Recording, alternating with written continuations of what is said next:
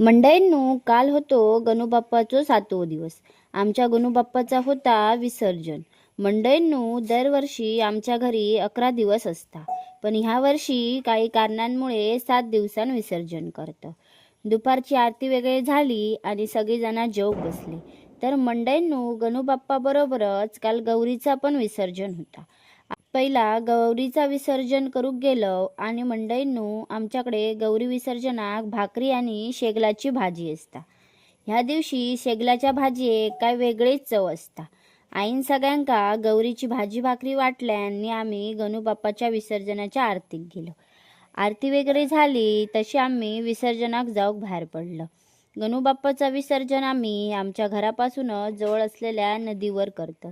रिकामी झाले घर, रिकामी झाला मकर, पुढच्या वर्षी लवकर येण्यास निघाला आमचा लंबोदर. गणपती बाप्पा मोरया, पुढच्या वर्षी लवकर या.